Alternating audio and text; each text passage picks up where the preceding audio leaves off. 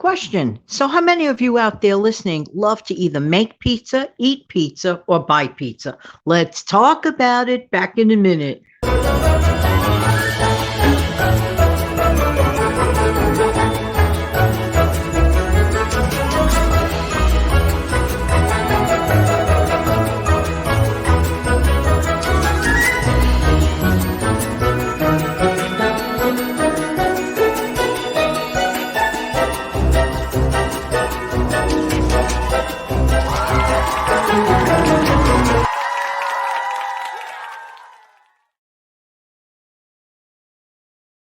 Afternoon. Hey, this is Jan from New York City. My channel name is Jan from New York City Saves Money.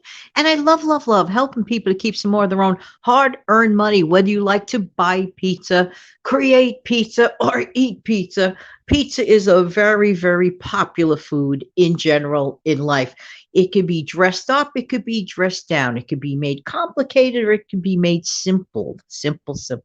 And I'll tell you one thing, when it comes to trimming down your grocery bill at least just a little bit, making a simple pizza at home could be the ticket. And if you want it to be freshly made, there are very simple recipes out there to make couple of ingredient pizza dough recipes. Now, I want to talk to today two things about a very simple recipe with the simple dough, like I just said, but it involves self-rising flour. Now, not everyone keeps self-rising flour. Many people just keep all-purpose flour. So if you feel like making a pizza and the recipe requires self-rising flour, well, I'm just going to give you the simple ingredients, how you can make your own self-rising flour for those that don't have it. All right, so here you go. All right, so if you do not have self-rising flour, you can make your own with 2 cups of all-purpose flour, 1 tablespoon of baking powder, and a half a teaspoon of salt. Combine it, that's it. Now all of a sudden, you have self-rising flour. There you go. That's why it pays to have all the ingredient type of things that you could put things together in your stockpile. Just saying. So now let's go over to making the pizza dough itself. All right, now, just to mention, about a year or so ago, because in February people commemorate pizza in a special way on a special day. I believe it might be on the 9th, not positive, offhand. And people enjoy pizza. It doesn't even have to be a special holiday. So what I did last year, I had used a national brand of the powdery way to put it together, a mix, just to put the dough together. It was very simple. It was really good. A matter of fact, I could actually hook up that video in the description box below for anybody that's interested to seeing that video from last year. Now, this one involves just 2 ingredients.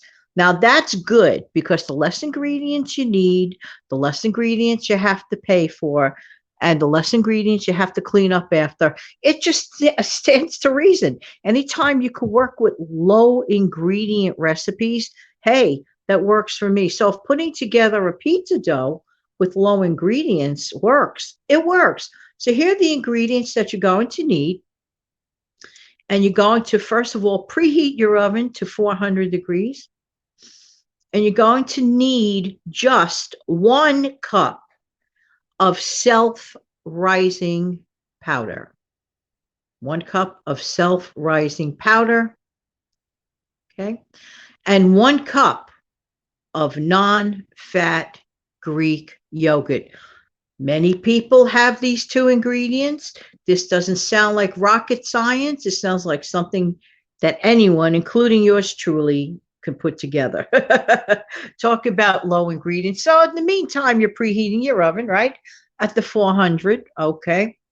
You put those 2 ingredients together, the self-rising flour and the 1 cup of yogurt. Mix it together.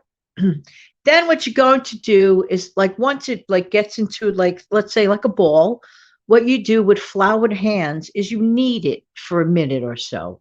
Just knead it for a minute or so, and then you just simply let it rest. So while the oven is preheating, you let it rest.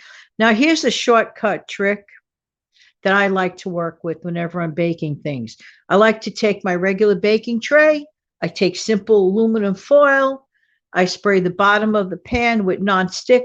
This is what I do. Some people work with oil, but nonstick is basically oil anyway. And many times I will use the vegetable oil version of the nonstick spray. So for me, that works. It's so easy. Again, get your baking tray while that's preheating, cover it with aluminum foil, and spray with nonstick. Whatever shape of the pizza you want is what you could do. You could do it in a circle. Traditionally, you can make it sort of like a rectangle. And once you roll it out, you're going to roll out the dough. You make it as thinly as you want. I would not recommend making it too thinly. That's just my opinion. Make it thin the way you want, but not like so thin, flat, flat, flat. That's just my opinion. Whatever taste you want or whatever. So what you're going to do is you're going to dress that up with whatever ingredients you want. You could keep it simple. You could keep it a little more elaborate. But here's a big mistake that a lot of people make when they make pizza. They put way too much like tomato sauce on top. Believe me or not, less is more. So all you really need are a few tablespoons of the sauce to put like a thin layer of the sauce over it, if that's what you want. And you add your shredded mozzarella cheese or whatever other topping you prefer. Some people chop up fresh vegetable like, well, fruit, whatever. Tomato is actually technically a fruit, I believe. So you chop that up if that's what you want, a fresh tomato. Some people prefer a fresh mozzarella. Some people use just the packaged one. Whatever is the one that works for you is the one that works for you. Like I said, you could dress it up. You could dress it down. You might have some pepperoni slices you want to put on there. Or some people rather put, like I said, vegetables like chopped broccoli or cauliflower. I love mushrooms. I wouldn't mind a tomato sauce, mozzarella cheese, and some mushrooms on mine. That's my taste. Everybody's taste is different. Some people chop up some black olives on the top. Whatever it is that you like to work with. And what I would do is I would pop that in the oven at 400, and I would put that in. I would start looking at it at about anywhere at about 13 minutes. Many people remove it at about 15 minutes. You know, ovens vary. Everybody's oven is different. Even if your elevation of where you live has to do with things that are baking too. If you're in a high altitude, that affects people's baking and affects the outcome. So look ahead. What I love about this is that literally, most people have some form of yogurt at home. And literally, most people have some form of flour at home. And especially when times are a little tight. And because let's think about it, a pizza is actually like a blank canvas.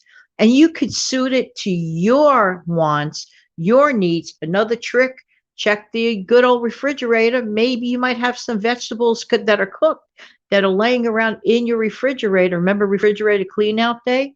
Check to see. You might actually have them all chopped and ready to go. And all you have to do is add it as a topping to your pizza. You cannot fail with this method. See how cost effective this can be? There you go. Well, I hope you enjoyed this pizza and I hope you enjoy your day.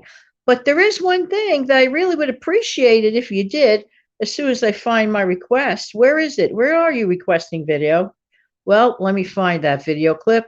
Here's what I'd like for you to do for me. Thank you so much. Do this.